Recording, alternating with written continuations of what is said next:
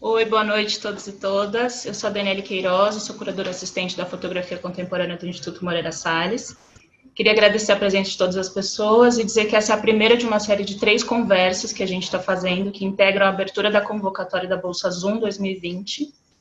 A convocatória está aberta até o dia 2 de novembro, e esse ano, por conta da pandemia, do momento que a gente está vivendo, a gente fez uma inscrição 100% digital. A gente vai deixar o link para o acesso ao edital, as bases, as perguntas frequentes nos comentários. Nessa primeira conversa, eu queria apresentar e agradecer a artista Aline Mota, que é a vencedora da Bolsa Zoom de Fotografia de 2018, com o projeto Jogo da Memória, e o Moacir dos Anjos, que é curador, crítico de arte, pesquisador e colunista da revista Zoom. Muito obrigada pela presença de vocês. Vou aproveitar aqui rapidinho para colocar a nossa programação das próximas 2 conversas. Dia 8, na próxima quinta-feira, também às 18 horas, a gente tem a curadora Tânia Rivera, conversando com a dupla de artistas Dias e Hidbeck, que foram ganhadores da Bolsa Azul em 2018. E no dia 15 de outubro, que é a próxima quinta, também às 18 horas, a gente tem a curadora Solange Farcas, conversando com a artista Bárbara Wagner, que ganhou a Bolsa Azul em 2015. Queria dizer que todas as conversas vão ficar gravadas aqui no canal da Zoom no YouTube, então quem não conseguir ver a conversa toda agora pode assistir depois, pode avisar outras pessoas que elas podem assistir depois. A gente vai coletando as perguntas do público ao longo da conversa, e aí no final da conversa eu volto para fazer uma rodada de perguntas para a Aline e para o Moacir. Vou aproveitar e vou deixar para você, Aline. Boa conversa para vocês. Qualquer coisa, estamos por aqui. Olá, boa noite a todos. Estou muito feliz de fazer essa conversa hoje, 1º de outubro de 2020, lua cheia. Faço questão de marcar essa temporalidade dessa conversa, que a gente está nesse momento tão difícil do país, nesse momento de pandemia. Então, eu queria marcar bem que talvez a minha fala tenha um pouco da intensidade desse momento difícil para todos nós. Então, eu preparei uma fala para vocês hoje que eu espero que, de alguma forma, possa trazer algum alento, que possa ser uma fala de peito aberto e que a gente possa, de alguma maneira, acolher vocês nesse espaço, que é esse espaço do Instituto Moreira Salles, que parece tão solene para tantas pessoas. Aquela mansão lá na Gávea, a sede aqui de São Paulo, com as suas escadas rolantes, essa arquitetura que pode intimidar um pouco. E eu queria chamar vocês, convidar vocês para essa conversa e talvez ter alguma outra perspectiva desse espaço. Também chama atenção para o prestígio da revista Zoom e de ter ganho essa bolsa, da diferença que isso fez na minha vida. Mas eu vou confessar que quando eu mandei o projeto, eu achei que talvez eu não fosse ganhar, eu não fosse contemplada, porque eu já tinha visto quem tinha ganho antes e nenhuma pessoa tinha o meu perfil. Então, foi uma surpresa ter sido selecionada e a diferença enorme que isso fez na minha vida. Às vezes a gente acha que o nosso trabalho artístico não está na altura de certos espaços, não está a gente faz um texto que talvez não possa ser publicado na revista Zoom, ou a gente faz um trabalho que talvez não esteja numa exposição do Instituto, e por essa percepção desse lugar, né, que foi construído ao longo dos anos, que não era tão acolhedor. Mas eu tenho visto mudanças na programação, eu realmente tenho visto uma mudança de percepção. Então, eu espero que vocês façam como eu fiz, que eu tive a coragem de mandar o projeto E de alguma forma, naquele momento, eu fui contemplada. Então, se vocês têm projetos, né, se eles realmente movem alguma coisa dentro de vocês, que vocês enviem, que mandem para os editais. Mesmo achando, mesmo com medo, sem ter aquela coragem de que aquilo vai dar em alguma coisa. Eu acho que a gente precisa ter amorosidade pelos nossos processos criativos, os nossos processos artísticos, mesmo que todo o resto de uma conjuntura está dizendo que não é possível. Então, eu queria trazer essas palavras para vocês e, quem sabe, inspirar a todos que estejam assistindo e que tenham vontade de escrever um projeto, que façam, independente do resultado. Eu tenho estudado durante algum tempo perspectivas centro-africanas de olhar para a minha própria vida e de olhar para o mundo. Cosmologias Banto, né? Banto, que é essa palavra complicada, mas a gente vai usar só para localizar esse espaço, que fica o que é hoje Angola e os dois Congos. E é tão interessante perceber nessas cosmologias, nessas religiosidades que vieram para o Brasil e que a gente vê nas nossas manifestações afrodiaspóricas, tem dois elementos que são muito presentes. E quando eu olho para esses elementos, eu consigo entender o meu processo artístico e eu consigo entender por que eu fiz um projeto como o Jogo da Memória. Eu vejo que esses projetos eles tinham um fundamento. E era um fundamento que tinha uma materialidade, ou seja, tinha o projeto em si, mas era também um fundamento espiritual. E eu queria passar para vocês dois desses fundamentos. Um deles quando a gente começa a olhar essas cosmologias, a gente percebe muito claramente uma honra e uma homenagem aos nossos antepassados.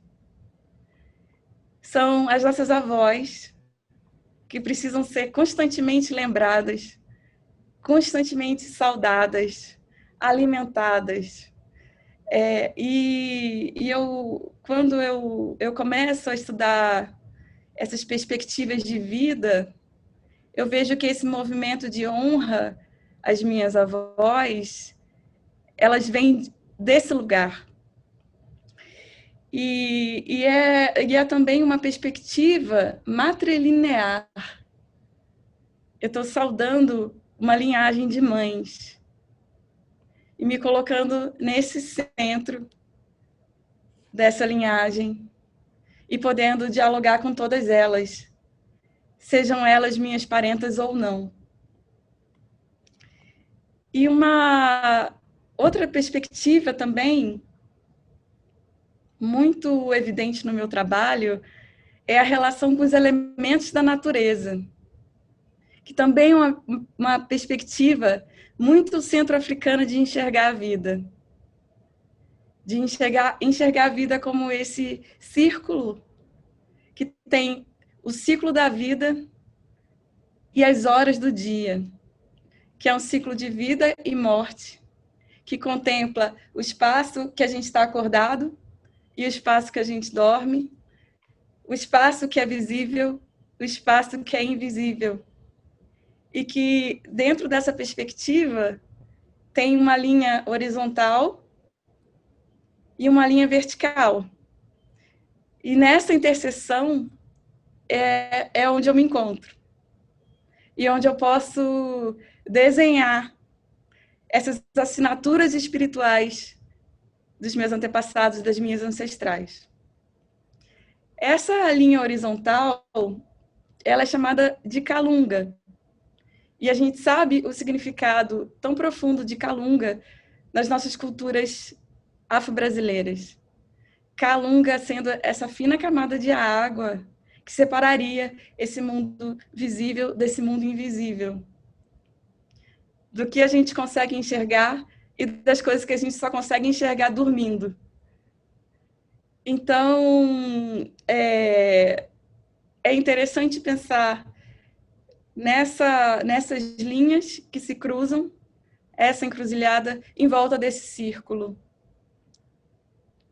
Então, se eu faço um movimento para dentro desse círculo, talvez o que eu esteja fazendo é uma umbigada.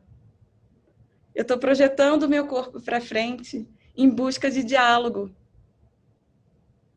em busca não só dos meus ancestrais, mas de uma coletividade. E que essa coletividade possa ter um canal. Porque essas vozes, elas querem falar. Elas têm algo a dizer. Elas ficaram tanto tempo silenciadas, apagadas, que quando elas retornam, elas têm um recado muito, muito evidente. E a gente precisa ter ouvidos também para ouvir esses recados dessas pessoas que voltam. E por que essas vozes voltam? O que essas pessoas querem?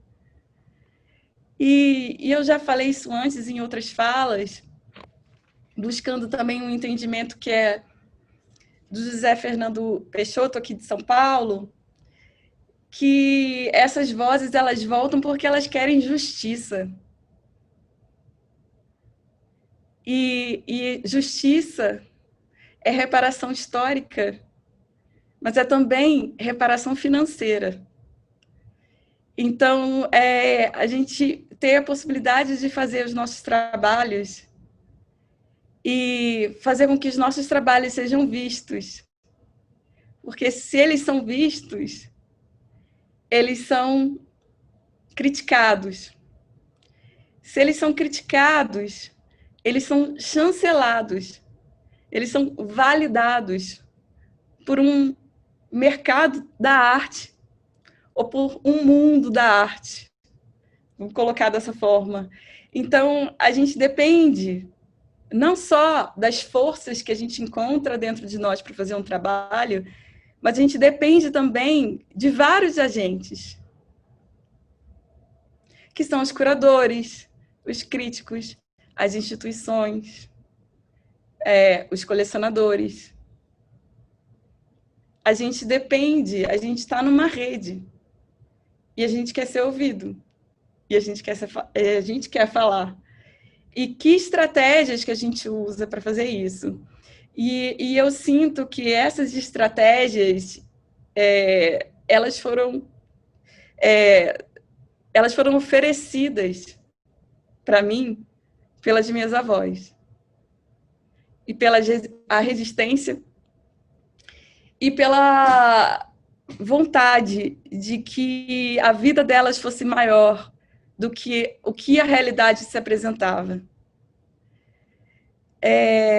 Eu queria iniciar com essa fala para exatamente dizer o que me move nos meus trabalhos, de onde eles vêm, porque a gente sabe, a fotografia no Brasil é uma fotografia muito masculina e com uma assimetria muito grande em quem tinha equipamento fotográfico, quem podia fotografar e quem era fotografado. Então, se eu estou trazendo uma nova perspectiva, isso, inclusive, é um ato subversivo. Infelizmente, até uma novidade. Então, eu queria passar a bola para o Moacir, que talvez ele possa comentar um pouco sobre o trabalho dele como curador e como crítico de arte e as forças que te movem, Moacir, a continuar o seu trabalho nesse momento tão difícil que a gente está passando.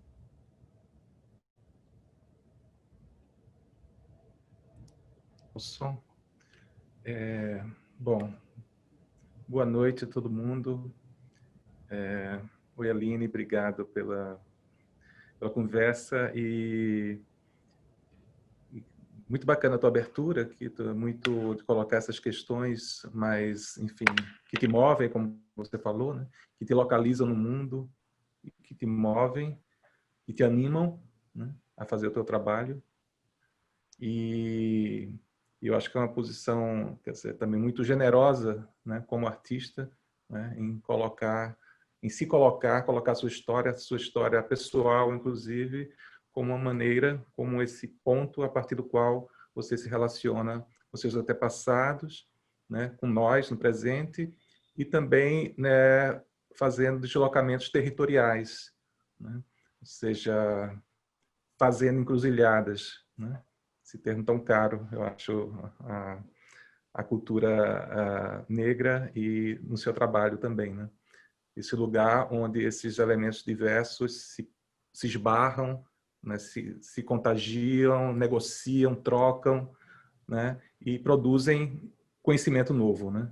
Produzem formas novas de entender nosso lugar no mundo, né? E formas novas de negociar com os demais esses lugares, né? Buscando talvez outros arranjos de vida diferentes dos atuais, sempre mais inclusivos, sempre mais justos e igualitários, etc. Eu acho que e nesse sentido é que eu acho que fazer essas encruzilhadas, né, promover esses encontros, né, e estar neles é uma maneira, é um ato político também, é falar, né? E aí eu lembro, antes de responder a tua questão, eu sei que de outras conversas suas, assim, que uma das tuas referências, né, de escritoras negras que movem, que teu trabalho também, é a Audre Lorde, né, poeta americana, e que ela faz sempre esse chamado às mulheres, né? Esse chamado, não só as mulheres, não só negras, mas principalmente as mulheres negras, de transformarem o silêncio delas em linguagem, e em ato, e em ação. Eu acho que o teu trabalho artístico é exatamente essa transformação, né? De algo que talvez por algum momento na tua vida não ganhou essa forma, né? Essa forma de linguagem artística, e que em poucos anos, né, não tantos anos para cá, né, você transformou digamos assim, não falei um silêncio, mas um silêncio social, digamos, um silêncio público, numa linguagem pública, né? E nesse sentido há um gesto de oferecimento dessa fala, dessa palavra transformada em ato político, em tudo que você falou aí, né? Mencionando em questões de reparação e de inclusão e de afirmação, né? da tua história e da história dos teus antepassados, né? Nessa trama social que a gente vive no país. E tentando responder a tua questão, eu queria pegar a partir do momento que você falou aí, né, de que o trabalho artístico, né, tá aí para ser visto, né? Preciso ser visto, e ele precisa ser visto para ter, digamos assim, presença e validade social, para existir para algo além do seu trabalho no ateliê, ou além do seu trabalho no computador, ou, enfim, com a câmera de filmar fotográfico, o que seja, que você usa o seu pincel, enfim.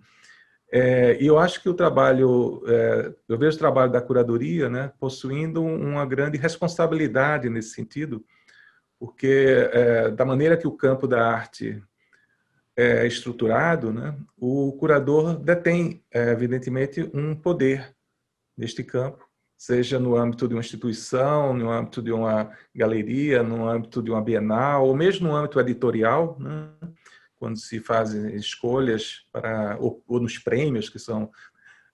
o curador tem essa responsabilidade de incluir e, portanto, de excluir, né? De dar visibilidade a algo que, de outro modo, não teria visibilidade, né? E, portanto, tornar esse ato privado no ato público social, de validade social. Então, acho que, em primeiro lugar, eu acho que o papel do curador tem essa responsabilidade de recortar o mundo de uma determinada maneira, porque toda curadoria, assim como o ato artístico, né, é um gesto de representação do mundo, no sentido de que cria equivalentes sensíveis do mundo, na forma de uma fotografia, de um texto, de uma coreografia, e também na forma de exposições. São maneiras de a gente, né, não replicar esse mundo, mas de criar equivalências desse mundo no campo da imagem ou no campo da exposição, por exemplo.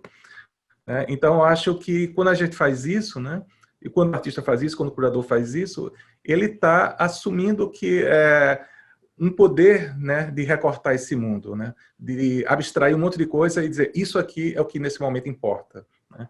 Então, vejo o meu trabalho, Aline, como carregado com essa responsabilidade, né, de estar... Por isso que eu acho que não entendo, né, não posso deixar entender o trabalho de curadoria dissociado de um trabalho de pesquisa, de um trabalho de observação, de um trabalho de reflexão sobre o mundo que a gente vive, tanto presente quanto passado, né? Porque é dessa observação e dessa reflexão que a gente faz essas escolhas, essas eleições, né? E sabendo que isso, ainda que de forma não direta, mas tem algum impacto, né, nas relações de poder que a gente vive, né? No meio das quais a gente vive. Então, acho que é isso que eu poderia dizer nesse momento, né, para não me alongar demais também sobre esse tema, né, que eu acho que nós temos que... Acho que a estrela aqui é o seu trabalho hoje, mas eu queria aproveitar então, Aline, antes de para te devolver a bola, assim, nessa conversa, falar de um aspecto da tua trajetória, do teu trabalho, né, para começar, que é o fato de que, não sei se todo mundo sabe, mas você trabalhou durante muitos anos na área do cinema, né, exercendo a função de continuista, né? Ou seja, aquela pessoa que zela pela ordenação das coisas ao longo da produção de um filme, né? Para que a sonoplastia tenha continuidade, o roteiro, para que tudo se passe como se tivesse feito na mesma hora ali, né? A pessoa que mantém uma determinada linha, dá continuidade. E o teu trabalho como artista, né, é justamente um trabalho de ruptura na linha histórica. É um trabalho de identificar fissuras, né, aberturas para uma outra história, né, de bagunçar o que seria uma continuidade, de mostrar que existem quebras, né, que existem momentos de revelar histórias que poderiam ter sido, que não foram. Né. Então, pode ser uma bobagem isso que eu estou falando, mas eu queria saber se isso faz sentido para você, assim como quando você assume seu trabalho autoral, né, você assume ele como um trabalho radicalmente do corte, da ruptura e de deixar aflorar essas coisas que estavam para fora, que tinham sido silenciadas, né? Eu queria que você falasse um pouco dessa tua passagem, né, ou seja, da emergência, desse momento em que você finalmente assume essa sua voz autoral como artista, né? E se pudesse traçar muito brevemente, né, como isso chega aqui no teu projeto Jogo da Memória na Zoom. Eu sei que não dá para falar, né, sobre todos os projetos, mas o que é que está lá no início, né, e como isso que está lá no início você, né, trabalha ou traz agora para esse teu belo livro. Acho que as pessoas não têm acesso ainda, não tiveram acesso, né? Mas esse belo trabalho onde você, como em trabalhos anteriores, né, trabalha essa sua genealogia, traz essas vozes, como você falou, essa perspectiva matrilinear, né, do teu trabalho, afirmada mais uma vez, né, e talvez seja o trabalho que você mais se inclui a si mesma, né, nessa linhagem, né? A sua voz, inclusive literária, aparece de maneira mais claramente. Então, queria que você falasse isso para depois a gente voltar. Certo. Então, você estava falando em ruptura. Talvez essa sensação de ruptura exista porque a gente vive no Brasil um contínuo histórico Uhum. Eu acho que no Brasil as posições são muito fixas. É muito difícil uma pessoa ascender socialmente. A gente vive num país racista. Então, mesmo quando a gente teve governos mais progressistas, você vê que em 2 anos quanta coisa foi desmontada. E se essas coisas foram desmontadas é porque elas não estavam sólidas o suficiente. Não tinham pessoas em posição de poder o suficiente para sustentar isso que estava tentando aflorar como uma perspectiva mais progressista. Então, se o trabalho ele surge tentando criar essa fissura ela tem limites, porque é difícil quebrar um contínuo histórico de 500 anos de colonialidade. Então, 500 anos de exploração, de extrativismo. Então, o trabalho, eu acho que ele são sínteses temporais. Cada texto contém todos os textos. Uhum. Cada frame do vídeo contém todos os frames dos vídeos, todos que eu já fiz e todos que eu vou fazer. Porque ele contém vários planos. E esses planos contemplam essas diversas camadas traumáticas. São diversas camadas de enfrentamento. Então, ele precisa vibrar o suficiente em todas essas temporalidades. Uhum. Então, é um entendimento de ruptura talvez um pouco deslocado, já que essa voz ela ainda está confinada a alguns espaços. Ela pode ser uma voz que foi dada a mim agora, mas não é dada a todas as pessoas. Então, não quer dizer porque eu ganhei esse prêmio que todas as pessoas negras vão ganhar, né? Como uma coisa de superação que não existe. A gente ainda vive uma realidade profundamente racista. Então, eu não seria hipócrita dizer isso, mas a gente precisa dessas negociações e dessas estratégias de maneira coletiva para ter alguma perspectiva de mudança. Essa mudança pode ocorrer ou não, mas cada um tem que fazer a sua parte.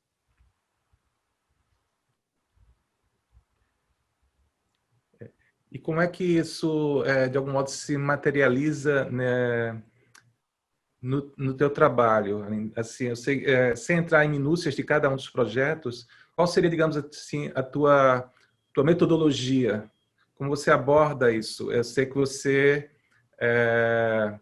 partiu de uma pesquisa, toda essa série de trabalhos, pelo menos os trabalhos mais recentes, né, dos últimos 4 anos, né, partiu de uma necessidade, de uma vontade de mergulhar na tua própria história, né, pessoal, né, e a partir dela contar uma história coletiva, né, e a partir desse mergulho no passado contar uma história também que é atualizada no presente, né. Então, eu queria que você falasse um pouco dessa metodologia, né, e apresentasse, eu acho, também para o público que está vendo a gente, falasse um pouquinho desse teu projeto do Prêmio da Zoom, né, como é que ele, né, reúne essas questões no teu trabalho. Essa questão da metodologia, eu acho que é um reflexo dos meus diferentes interesses e de todas as fontes que eu tive que buscar. Então, eu acho que os primeiros vídeos, inclusive na sua forma, eles são módulos. Essas sequências são modulares, ou seja, elas podem ser deslocadas para outros lugares dentro daquela linha do tempo, mas ainda manter o seu significado, manter essa síntese. porque faz parte do processo que ele contenha todos os tempos. E depois, eu acho que, pela minha trajetória, eu acho que, para mim, é muito natural pensar em imagens. Então, essas imagens, a construção dessas imagens são imagens evidentemente construídas. Então, elas são ficcionalizadas. Não é um registro direto, espontâneo. É uma construção.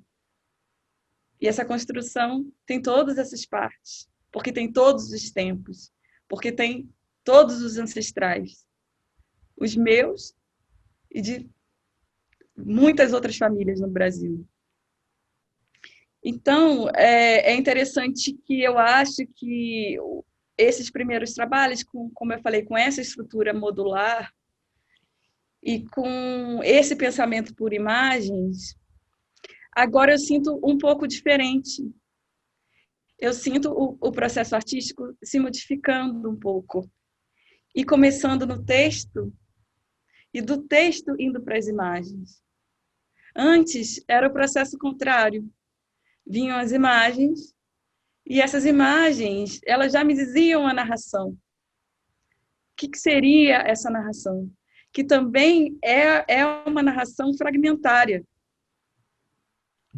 São fragmentos.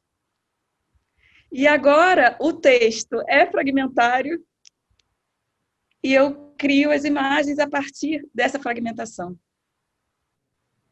Então, como eu estava falando no início, eu acho que a gente precisa estar atento aos nossos processos artísticos, ao que o nosso corpo está dizendo. Uhum. E respeitar que talvez algumas coisas estejam mudando. E não querer lutar contra isso. Porque eu acho que logo quando eu ganhei a bolsa e que eu sabia que ia ser esse livro, e ele tinha começado como um projeto de literatura, e era o que eu tinha de inédito para mandar, eu passei muitos meses com dificuldade de criar essas imagens, eu acho que exatamente por uma luta contra o próprio processo artístico que era novo para mim. É interessante perceber que no Ponte sobre Abismos, a narração é bastante curta e sintética. Aí no Se o Mar Tivesse Varandas, ela começa a aumentar. No Outros Fundamentos, a narração é quase todos os 15 minutos do filme. E no Filha Natural, além da minha narração, tem outras vozes. Porque tem um conjunto de textos que contemplam aquela iconografia do século XIX. Então, parece que essas vozes que querem falar, né, com palavras mesmo, estão vindo cada vez, estão aflorando cada vez mais.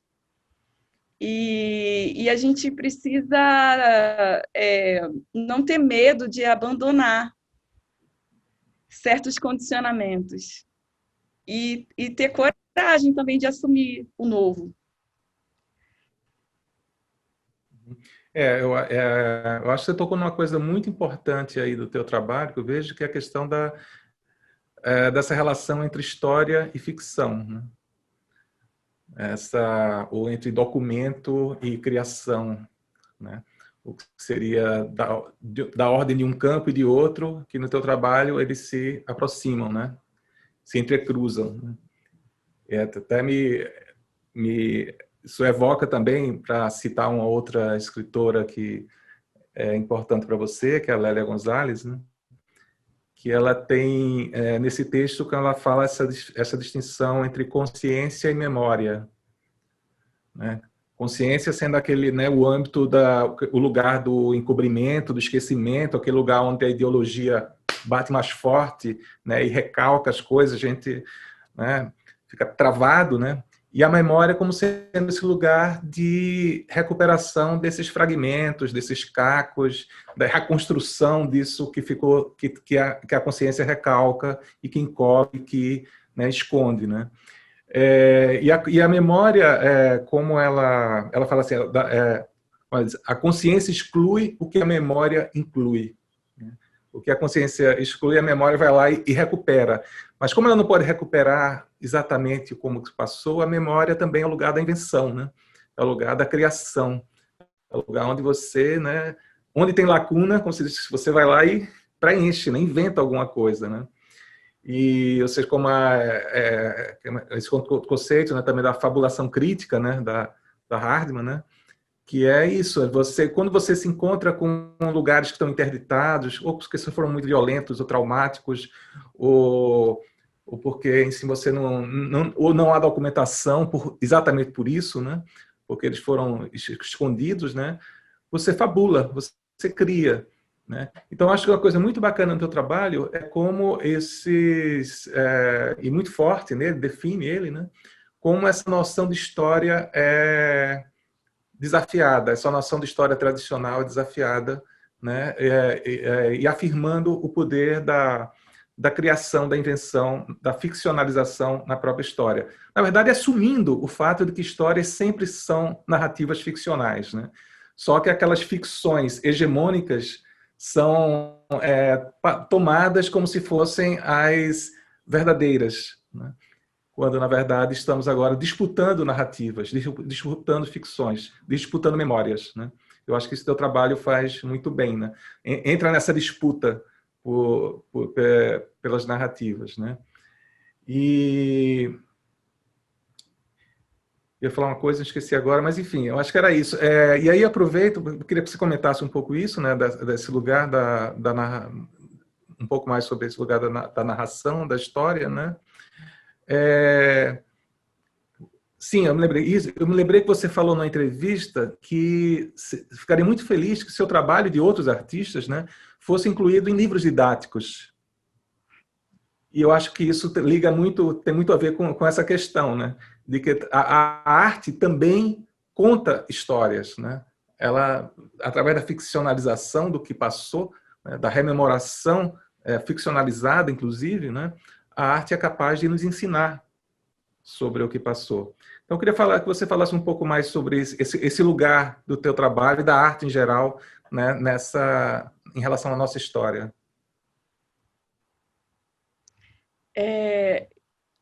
Também eu volto para aquela minha fala no início, dessa perspectiva centro-africana de ver o mundo e de entender o mundo, os ciclos da natureza, e ver como o meu trabalho é conectado com a água. Sim. E é interessante que você estava falando das lacunas e de preencher essas lacunas. A gente sabe que a água flui. Sim. A água, ela se adapta aos espaços, ela cria fissuras nesse rochedo, né? Nessa luta do rochedo contra o mar. E tem uma hora que essa torre desmorona, porque veio uma onda que continuamente atingiu essas fundações, a esses lugares tão rígidos na nossa sociedade. E é interessante também quando eu entendi que a água guarda memória, que a água tem memória, e que essa memória pode ser evocada, e que a gente pode escutar o que essa água desses lugares tem para nos dizer. Né? Eu cresci em Niterói, em frente a essa Baía de Guanabara. Eu estava até lembrando isso outro dia, da ligação muito forte, genealógica, da minha família com a água. Eu tive um tataravô que trabalhou como estivador nas docas. Meu bisavô, que era marinheiro e marceneiro, ou seja, marceneiro naval, no Arsenal de Marinha. E o meu avô também foi marceneiro naval. E a minha mãe foi técnica de contabilidade. Então, a família trocou o trabalho manual por um trabalho com números. E agora eu estou aqui com essa responsabilidade de honrar essas trajetórias. Mas você vê quão intimamente essas profissões, até o meu avô, estavam diretamente ligadas com a água. E o efeito que isso tem. Mesmo que sem ter feito essa pesquisa, a gente consegue sentir no nosso corpo que essa água está dizendo alguma coisa. Que esse constante contato visual, de imersão dentro dessas águas, elas estão falando sobre nós mesmos, sobre as nossas memórias. Uhum. Então, eu acho que se o trabalho ele tem essa dimensão de conexão com a natureza, não é uma escolha aleatória. É uma escolha que contempla essas diferentes dimensões. E as capacidades também de transmutação dessa água. E ela ocupa, né, diferentes campos da vida da gente. Pode ocupar esse chamado campo da arte e ocupar outros, o campo da política, o campo do ensino, o campo das relações afetivas, enfim. Eu acho que é uma metáfora interessante para pensar, né, o poder, inclusive, da arte, né, se espalhar para diversos âmbitos da sociedade, né?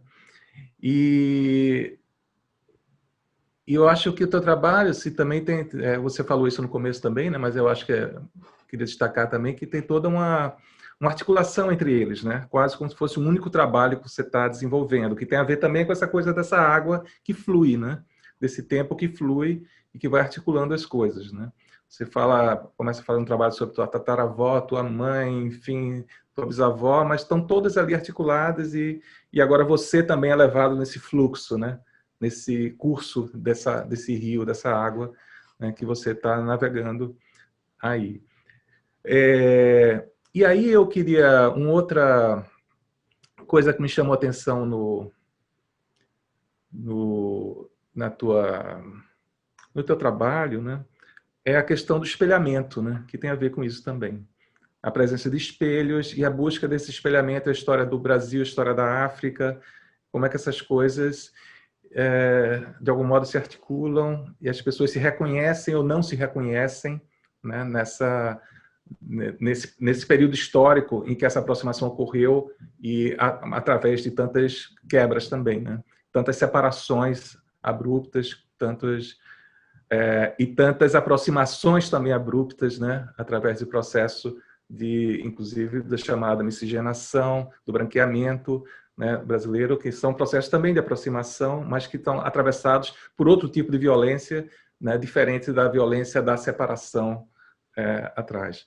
Então, são espelhamentos que também não são fáceis, não são sempre descomplicados, né?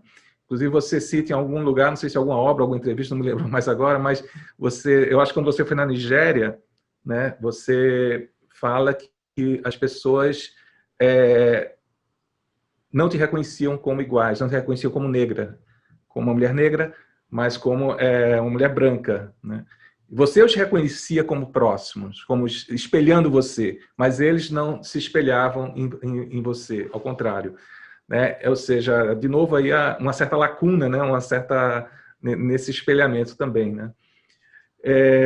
E eu queria te perguntar e você tem uma palavra para isso, né? Oimbo. Né? E eu queria saber o que seria Oimbo hoje no Brasil, né? Você fala dessa historicidade das relações pessoais, afetivas, então. Né?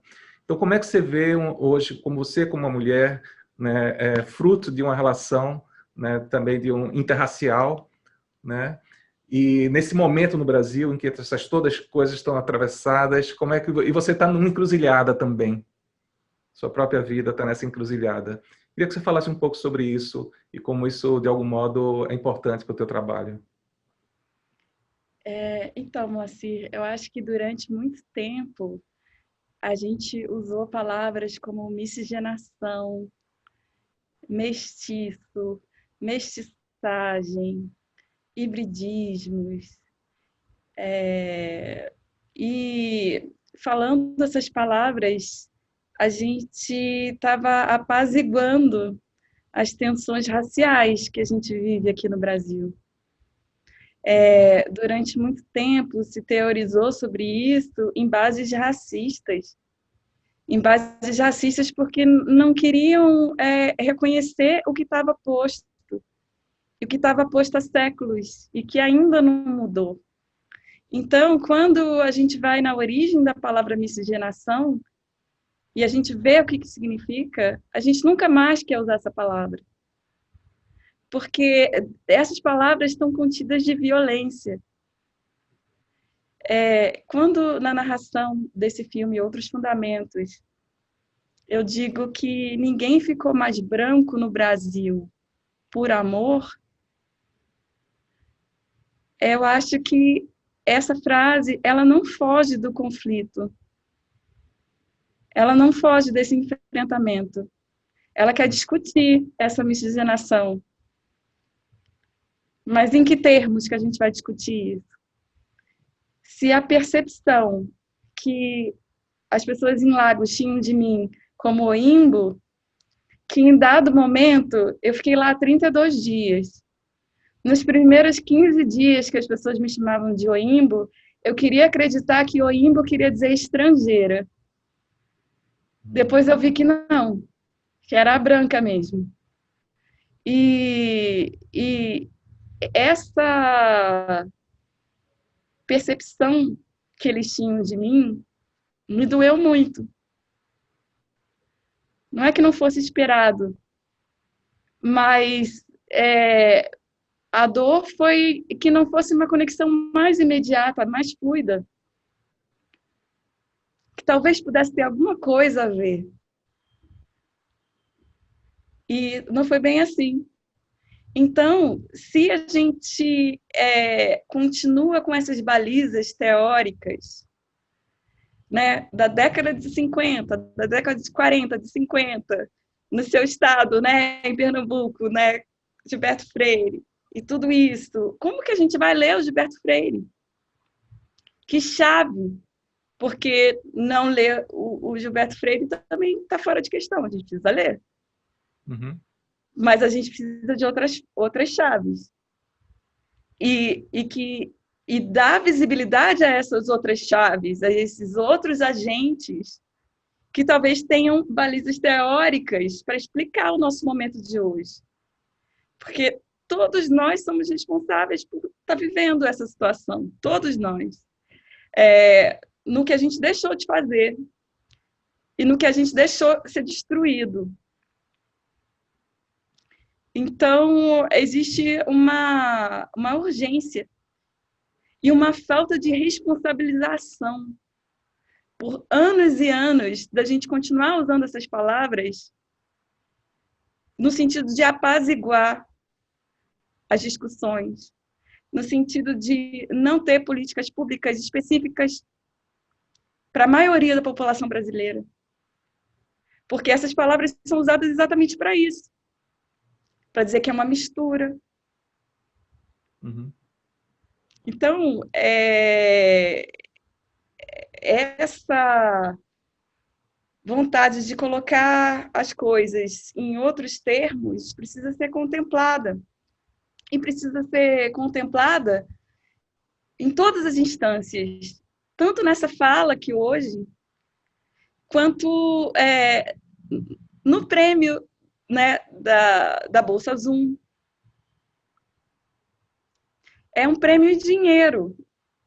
E a gente estava falando antes, você estava comentando que os filmes, né, os diferentes filmes parecem um único filme. Uhum. E eu penso que, será que se eu tivesse tido financiamento adequado para fazer esses trabalhos, será que talvez não seria um longa-metragem? Por que essa escolha por esses filmes de 8 minutos, 9 minutos, 15 minutos, que inclusive têm sido exibidos como curtas?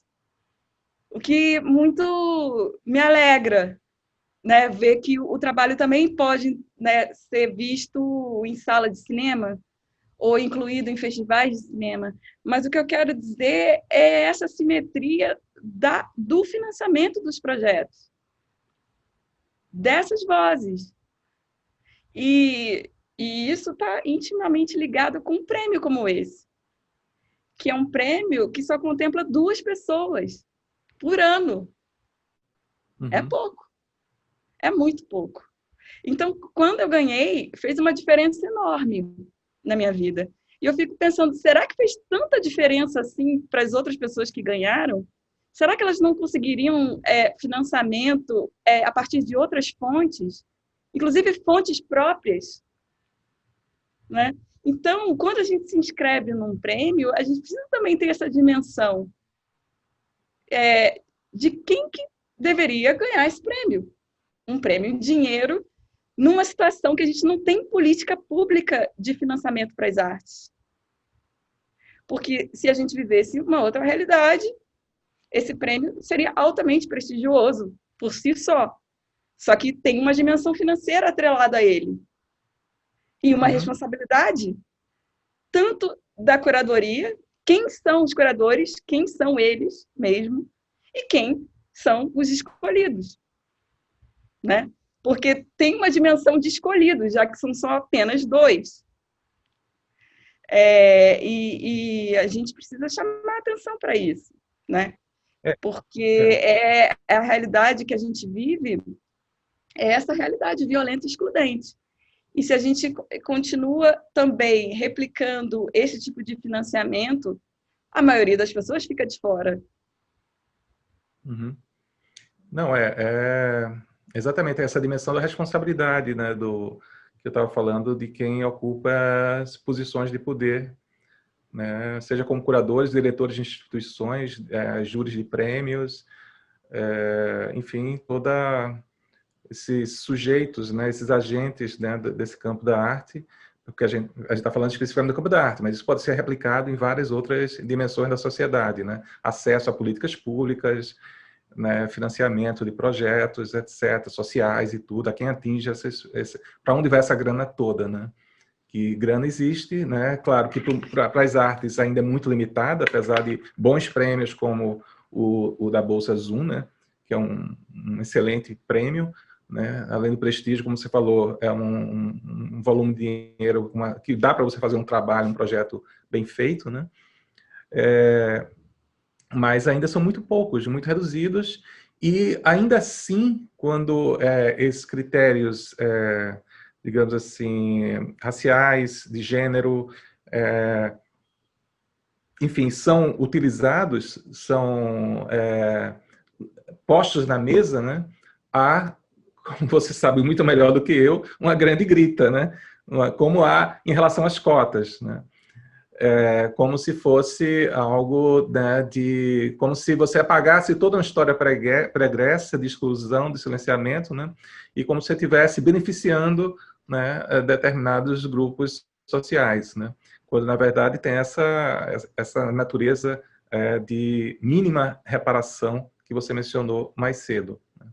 Então, eu acho que eu acho que olhando, né, para trás, assim, que eu me lembro, assim, eu como você sou um latecomer no mundo das artes, né? Eu também tenho assim, eu sou da economia, né? Minha formação toda é como economista e só muito tardiamente é que eu entrei nesse campo. Então, mas mesmo assim, eu estou há 20 anos, né, que eu trabalho nessa área, né, como gestor, como pesquisador, como escritor, como curador. Eu acho que a gente teve uma mudança qualitativa absurda, positiva, né? Principalmente em meados dos anos 2000 e começo dos anos 2010, não só no campo das artes, mas em geral, né? Respondendo a uma série de modificações, transformações políticas que estavam ocorrendo no Brasil, né? No campo dos movimentos negro, indígena, LGBT, enfim, movimento sem terra, toda uma movimentação de demandas, né, por reparação de danos históricos no país, né, que a gente sabe também que isso está sendo combatido ferozmente, né, atualmente no âmbito federal, principalmente, né. Então, eu acho que há nessas poucas iniciativas que existem hoje, uma conotação de resistência também, né? De manter e ser, na verdade, cada vez mais ativo, né? Nas suas posições antirracistas, antidiscriminações em outras de gênero, enfim, antissexistas, anti-neoliberais, enfim, é uma forma de resistir a essa tentativa de aniquilação, né, de todos esses pequenos ganhos que foram obtidos ao longo desse período. Então, acho que eu concordo com você que é preciso ter muita responsabilidade, né? Eu acho que a equipe do IMS sabe disso e estão trabalhando nessa direção. E agora todos os artistas estão de olho. Toda a sociedade está de olho para eles manterem essa direção e aprofundarem, que eu acho importantíssimo, né? Eu acho que de fato, responsabilidade, inclusive empresarial, né? Porque o Grupo IMS é um dos grupos mais poderosos financeiramente e economicamente do Brasil, né? E eles não só podem, mas como devem investir ainda mais do que investem, muito mais do que investem, não só no campo das artes. Gente, aí, Moreira Salles, não só no campo das artes, né? Mas, pô, saneamento, políticas sociais, vamos botar esse dinheiro de volta, né? Que é importante. Eu acho que eu faço um belo trabalho, mas é preciso fazer ainda muito mais. Fica a dica aí para o Luiz Moreira Salles, que eu admiro muito o trabalho que eles fazem na ZU e na MS, mas é isso, né? Eles estão no Brasil, num país abissalmente desigual, né? Com tudo a fazer, e é preciso que esse dinheiro, de fato, vá para quem precise. Porque eu queria falar sobre isso, porque premiações são gestos políticos. Com uma premiação, você está dando um recado para a sociedade de quem pode ganhar esse prêmio e quem não ganha. E um orçamento de uma instituição de arte no Brasil, ele não pode ser desligado de projeto social. Não são dimensões separadas. Se a gente está nessa situação que a gente está hoje, é exatamente porque certo entendimento de arte no Brasil não estava conectado com a maioria da experiência das pessoas que vivem no Brasil. Parecia, às vezes, assim, um certo Olimpo, Suíça, em que uma alta cultura pode usufruir dessas belas revistas, dessas belas exposições com esses artistas internacionais fabulosos que, de outra maneira, não conseguiriam fazer alguma exposição no Brasil, só que muito desligado da nossa realidade e da realidade financeira de muitos artistas, principalmente negros, indígenas, LGBTs, como você estava dizendo. Então, assim, é preciso ter um compromisso ético no que a gente faz, porque um orçamento de uma instituição é uma definição de prioridades. Então, com a sua programação, você mostra quem você está priorizando. O que é importante?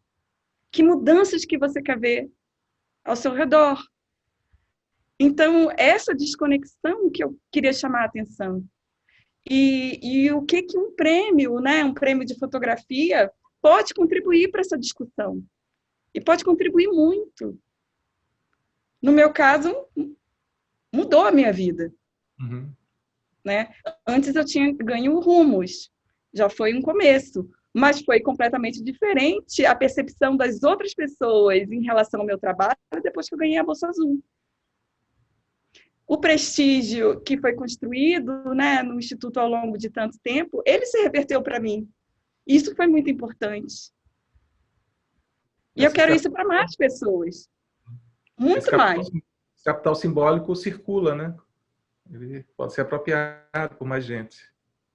Então, eu gostaria de pontuar essas coisas, para que as pessoas que estão assistindo possam ter uma dimensão pessoal ou seja, dessa minha experiência, de como ela foi transformadora, mas que ainda precisa ter muitos ajustes, né? A gente ainda precisa trabalhar muito nessas questões, que, como eu disse antes, tem uma dimensão social, racial, política, econômica. Não está desligado, né, de todas as dimensões da vida e da manutenção dessa vida, da manutenção de um trabalho artístico. Então, é muito importante, né, o trabalho de todos em relação a isso, e poder falar sobre isso abertamente, de coração aberto, e para que também possa, de alguma forma, mover o coração das pessoas que tomam as decisões no país, né? Isso aí, Aline. Aline, eu vou chamar aqui Daniele, nossa mediadora do Zoom, para, não sei se Daniele quer introduzir algumas questões que as pessoas estão eventualmente fazendo pela internet. Daniela, você própria tem alguma questão para colocar para a gente? Enfim. Oi, Moacir. Primeiro, eu queria agradecer. Eu acho que essa fala é extremamente potente, a gente fica extremamente honrado. Eu acho que isso que a Aline terminou falando, a gente poder falar dessas coisas de coração aberto, e para a gente, de verdade, é uma honra poder abrigar esse tipo de discussão, que é extremamente necessária. Eu até anotei, achei maravilhoso, nessas relações que extrapolam o artístico e se esparramam mesmo no político e no afetivo. Então, a gente, tanto da equipe da Zoom como do Instituto Moreira Salles, de uma forma geral, agradece muito que essa conversa possa existir. Eu vou deixar ainda um tempinho para as pessoas, se as pessoas quiserem se animar no YouTube para fazer perguntas, mas a gente tem duas perguntas aqui. A primeira já fala um pouco sobre essa questão da responsabilidade, é uma pergunta para o Moacir. O Moacir foi quem selecionou a Aline? E aí eu já vou responder que não, porque o Moacir era o júri de 2015 e a Aline ganhou a bolsa de 2018. Mas mesmo se não, por que o Moacir a selecionaria? E quais elementos, Moacir, você considera decisivos para pensar numa avaliação de um júri falando nessa questão de responsabilidade? Obrigado, Daniele. Eu acho que, bom, não fui do júri de Aline, eu pude participar de um outro júri que premiou a Aline no prêmio Marco Antônio Vilaça, no ano passado. Esse sim eu estava. E tive a oportunidade de ver alguns trabalhos dela nessas exposições aí no MASP, não vou lembrar onde é agora, talvez no Rio, no Mar, não sei, enfim. Mas eu, com certeza, a questão do júri, esse júri é sempre circunstancial, né? Você está diante de vários trabalhos, né? A gente não sabe, eu nem sei com quem a Aline estava concorrendo no prêmio da Zoom. Mas, de fato, independente disso, o fato é que o trabalho dela me chama a atenção, me interessa, falando assim como uma pessoa, um pesquisador que está interessado, como falei, interessado em algumas coisas e refletindo sobre o mundo que está à minha volta, né? Me interessa principalmente por ela tentar encarar essa ideia de refazimento de história, né? De escavar a nossa história hegemônica, dominante e tal, e encontrar nela esses fios silenciados, esses fios rompidos, né? E tentar retecê-los ou trazê-los de volta para cá, para o nosso tempo, né? Interessa muito trabalhos artísticos que operam nessa dimensão, né? Que mergulham, né, nessa dimensão do passado, né? E, ao mesmo tempo, criticam elementos desse passado e atualizam os danos que ocorreram no passado, né? Para usar um termo de um autor que eu gosto muito, um historiador que eu gosto muito, que é o Walter Benjamin, né? O Walter Benjamin é papel do historiador salvar os mortos, né? Salvar os mortos significa honrar essas vidas, esses danos passados, honrar essas vidas perdidas, essas vidas massacradas, né? E, ao mesmo tempo, fazer isso animando os vivos, no sentido de que, ao você salvar os mortos, você de algum modo, os repara e anima as vidas, as lutas presentes, as lutas dos que estão vivos, e que são a luta daqueles que estão vivos, que são descendentes daqueles que perderam no passado, mas que não podem perder mais, que têm que ganhar agora, né? Então, é recuperar essas lutas. Eu acho que é isso que me interessa no trabalho de Aline, quando ela lida com a história, no caso dela, a partir da própria história, da história pessoal, né, dessa genealogia que ela trabalha, né, das mulheres da família dela, principalmente, né, e como, ao fazer isso, ela transcende uma simples viagem pessoal, né, um trabalho que poderia ser do âmbito do pessoal, do íntimo, né, mas transforma esse pessoal em algo público, né, em algo maior, em algo que diz respeito a todos nós, sejamos ou não negros, sejamos ou não mulheres, né, mas que diz respeito a nós como um grupo que partilha um lugar de vida comum, né? Então, é por isso que votem Aline. Eu queria falar um pouco sobre isso, e também chamando a atenção para os arquivos. O meu trabalho, ele recorre muito a arquivos. E são arquivos de diversas formas, tanto relatos da minha tia, por exemplo, mas também acesso a arquivos públicos e privados. E a gente sabe que o Instituto Moreira Salles tem um acervo enorme de fotografias. Deve ser o maior acervo de fotografias do país, eu imagino, ou pelo menos o maior acervo privado. E eu usei uma das fotografias, né, do acervo no meu trabalho Filha Natural. E também no Jogo da Memória eu também uso algumas do Rio de Janeiro, da virada do século XIX para o século XX. Então, o trabalho ele também tinha uma dimensão de lidar com o acervo da instituição. Isso é um caminho. Só que eu também queria pontuar a dificuldade que outras pessoas têm de acessar esse acervo. E eu peço que, né, que o Instituto tenha medidas para tornar esse acervo cada vez mais público, sem cobrar pelo uso. Tudo bem, né, esse acervo foi constituído a partir de diferentes fontes e colecionadores, e foram comprados, etc. Mas faz parte de uma responsabilidade social disponibilizar essas imagens, e que essas imagens possam ser lidas por outros agentes. E não só as pessoas que têm acesso privilegiado a esse acervo. Então, eu queria chamar a atenção para isso, para a condição dos acervos no país.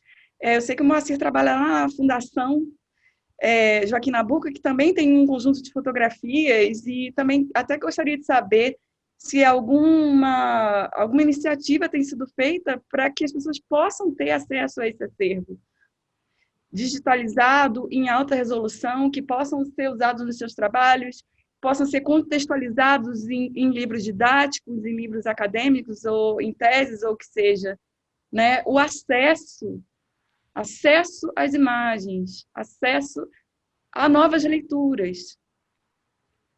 Na verdade, é fundamental esse acesso. Eu posso dizer da Fundação Joaquim Nabuco, de fato tem um arquivo incrível a partir do século XIX, fotográfico, né? Não tão amplo quanto o do IMS, mas ainda assim muito importante. Não só fotográfico, mas também de cartões postais, de propagandas desde o século XIX, de cachaça, de doces, essas coisas. É um material riquíssimo do ponto de vista iconográfico para pesquisar essas questões, né? E ele está sendo gradualmente digitalizado, já existe boa parte dele digitalizado. Uma parte você pode consultar na internet, e outra parte só localmente, por enquanto, né? Mas está sendo alimentado o tempo todo. E pela internet você já tem acesso a um bom banco de dados, mas tem outra parte que ainda não está na internet, mas está disponibilizado em terminais na Fundação, onde qualquer pesquisador pode ter acesso livre, né? E é uma prática, eu não sei detalhes da prática de sessão, mas sei que há uma disponibilidade não é cobrado, né? Há só uma burocracia para você ter acesso às imagens, mas não é cobrado por ela, até porque é um acervo público, né, e é para uso público, né? E, inclusive, Aline, esse acervo, eu já trabalhei numa curadoria aqui na Fundação, nesse programa que a gente tem, Política da Arte, aqui nas galerias da Fundação Joaquim Nabuco, justamente uma exposição que eu chamei Raça, Classe e Distribuição de Corpos, que a ideia era justamente tentar identificar nesse acervo da Fundação, contar um pouco a história dessa distribuição dos corpos no país ao longo da história, em função da sua classe, da sua raça, né? Através desse acervo. Fazer esse acervo falar essa história de distribuição desigual dos corpos nos espaços de trabalho, de moradia, de lazer, enfim, do país. Então, acho que os acervos estão aí para a gente usar dessa maneira, né? Para a gente ativá-los a partir do presente, né? Fazer com que eles falem coisas importantes para nós agora, e não seja simplesmente um repositário de histórias que ficam lá atrás. Então, muito bem lembrada essa sua a questão aí da responsabilidade das instituições que possuem esses acervos e que possam ser mais e mais disponibilizados para os artistas, pesquisadores, enfim, para quem queira fazer uso deles. Aline, eu vou aproveitar, eu não sei se essa pergunta que eu vou fazer aqui, que é uma pergunta da equipe da Zoom, se tem a ver necessariamente com as imagens que você buscou nos acervos, mas tanto hoje, na sua fala, acho que o Moacir citou, né, quanto numa entrevista para a Zoom, você falou assim, eu descobri que ninguém ficou mais branco no Brasil por amor, né? E aí você discorre um pouco sobre esse processo de embranquecimento e como você sente que isso aparece dentro do trabalho, sabe? Formalmente falando, dentro do processo criativo, se você puder falar um pouco sobre isso. O trabalho tem muitas dimensões, ele tem muitos desdobramentos formais. E no caso do Jogo da Memória, como é um livro, é interessante trabalhar com essa página dupla, formalmente.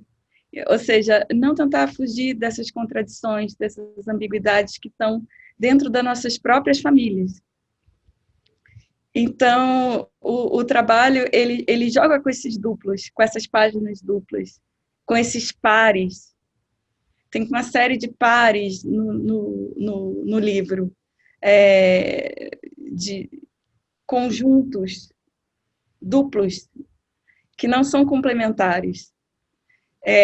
As imagens não são ilustrações do texto.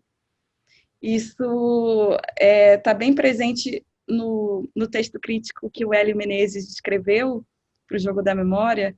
Ele fala exatamente sobre isso, que eu não estou ilustrando, eu estou trazendo mais uma camada.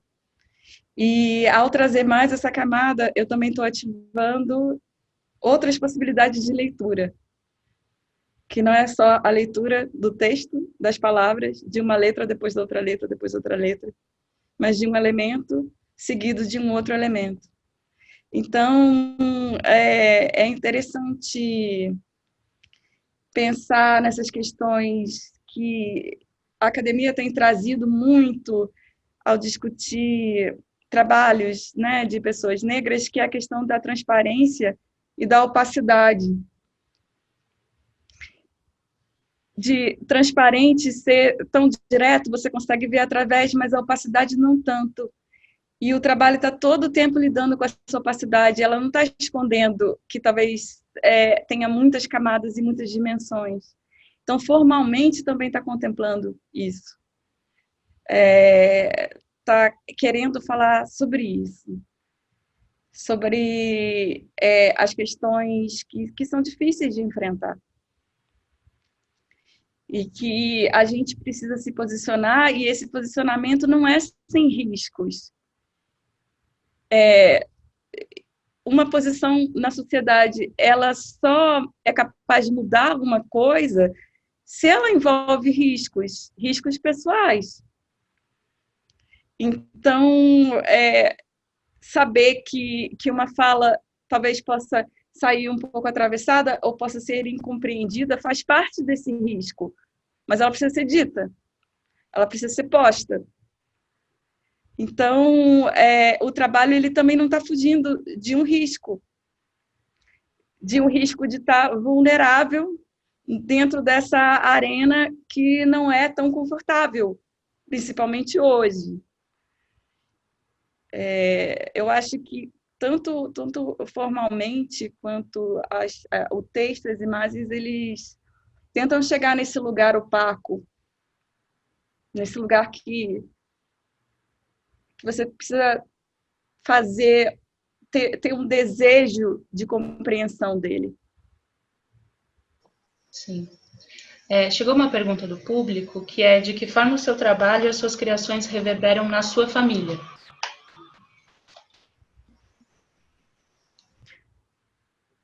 Essa é uma pergunta muito linda, porque eu tive a oportunidade de abrir minha exposição individual no Museu de Arte do Rio, abriu há 2 semanas atrás, e eu fiquei muito feliz que as minhas primas foram, com seus maridos e seus filhos, e pela primeira vez elas puderam ver o meu trabalho e poder ter contato com ele. Eu acho que a minha tia preparou um pouco o terreno, preparou um pouco o ambiente para que elas pudessem ouvir a história da nossa avó, porque se eu estou falando da minha avó, eu estou falando da nossa avó, já que nós somos primas.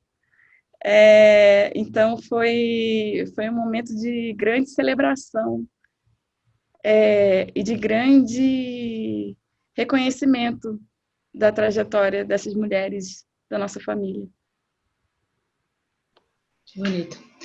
A gente está indo já para os minutos finais. Vou perguntar para vocês rapidinho se vocês sabem dizer um trabalho que impactou vocês recentemente. Pode ser um livro, um filme, alguma coisa que durante esse período que a gente está vivendo que vocês se sentiram particularmente afetados e queiram dividir. Essas perguntas sempre são difíceis, porque a gente esquece tudo. Na hora fogem todas, né? Eu poderia falar, enquanto a Aline pensa ali, na verdade, queria falar sobre 2 livros que eu li recentemente, mas falar do impacto negativo desses 2 livros, né? Que o impacto, quer dizer, o efeito, a forma como ele nos afeta pode ter esse efeito negativo, também é importante, né, que ele nos afete assim também.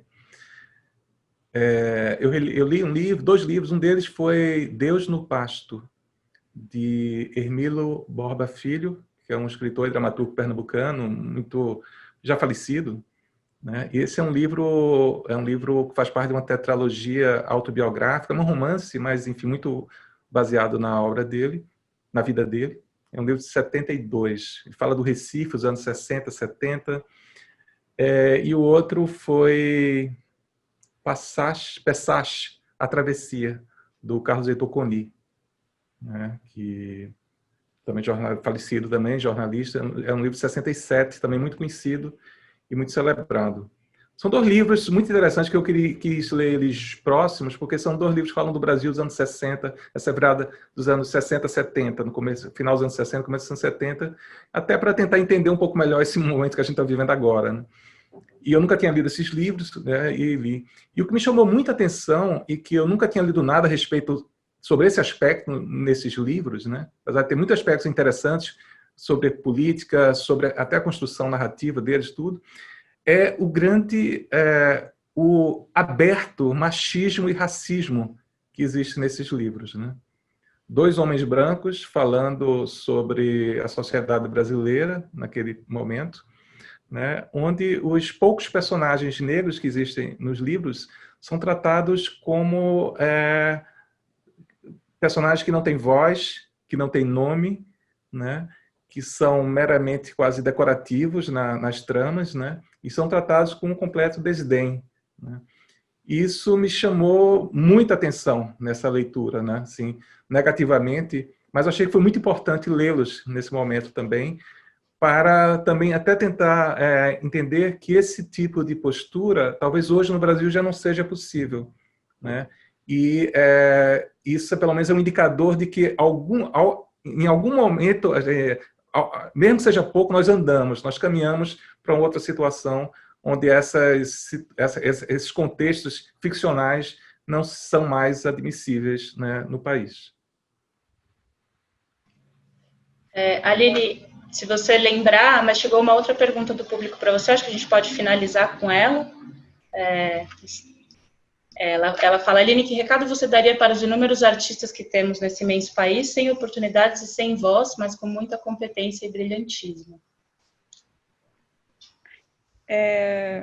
Respondendo a outra pergunta, eu fiquei um pouco assim, pensando que é interessante que o que mais me chamou a atenção, na verdade, são leituras de algumas teses de doutorado. E eu acho uma pena tão grande que a gente não tenha visibilidade para projetos na academia que são tão importantes.